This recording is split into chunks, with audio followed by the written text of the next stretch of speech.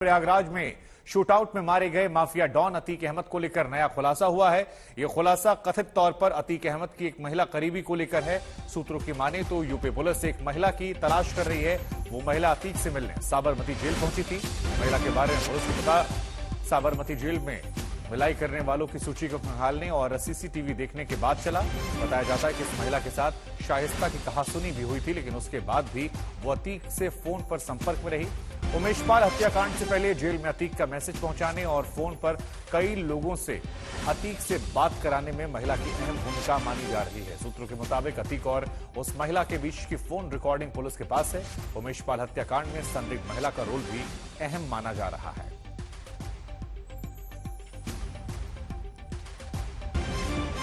तो अब एक और महिला का जिक्र आया है और कहा जा रहा है कि शाइस्ता परवीन से इसकी लड़ाई भी चल रही थी।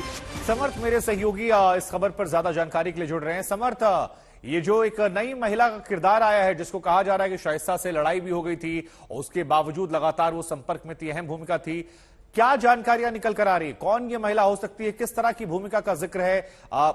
ये जो बदमाशियां करता था वो गुंडाई दबंगई उसमें है या व्यक्तिगत संबंध है? किस तरह के इसके रिश्ते रहे? शुभंकर, देखिए, पुलिस सूत्रों के मुताबिक जो जानकारी मिल रही है इसमें पूरे केस में तीसरी महिला का की भी संलिप्तता सामने आ रही है।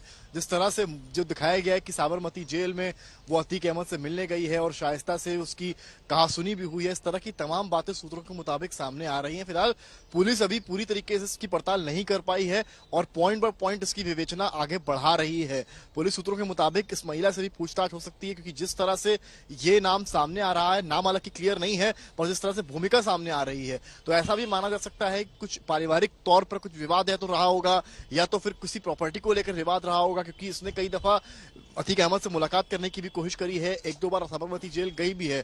तो पुलिस इस एंगल से भी पड़ताल फिलहाल कर रही है। पर इसके अलावा पुलिस, जो यूपी पुलिस की टीम है, वो कौशाम्बी, प्रयागराज समेत कई जगहों पर फ्लैग मार्च निकाल रही है। एक तो निकाय चुनाव के अंतर्गत निकल रहे हैं वो फ्लैग मार्च, पर उसमें एक एजेंडा ये भी है कि जिस तरह से जो हिस्ट्री शीटर्स हैं, जो अतीक के गुर्गे छुपे हुए हैं, फिर चाहे वो शाइस्ता हो, गुड्डू मुस्लिम हो, उनको लेकर भी वो लगातार पता पुलिस की टीम लगा रही है। वहां पर जो आम जनमानस हैं, जो लोग रहने वाले हैं, उनसे भी पूछ रही है कि अगर आपको इस तरह की कोई सूचना मिलती है तो वो बताएं, क्योंकि निकाय चुनाव जिस तरह से करीब है उस तरह से इस तरह के जो अतीक के गुर्गे हमेशा से जो चुनाव हैं उनको भ्रमित करते रहे हैं। और इस बीच में जिस तरह से एक लेटर शुभंकर सामने आता है जिसमें जो अली के नाम से वो लेटर जारी किया गया है, उसमें अतीक अहमद की तस्वीर बनी है, अशरफ की तस्वीर बनी है और एक साफ पैगाम दिया गया है और कहा गया है कि आप बीजेपी और सपा दोनों को ही वोट ना करिए। जिस तरह से योगी आदित्यनाथ खिलाफ है हमारे, उस तरह से अखिलेश यादव भी हमारे खिलाफ हैं। तो ये एक पैगाम दिया गया है जो मुस्लिम कम्युनिटी है उनके लिए। तो इस तरह की तमाम चीजें इसलिए भी आ रही हैं क्योंकि निकाय चुनाव करीब है और इसको देखते हुए पुलिस अब इस एंगल पर जांच कर रही है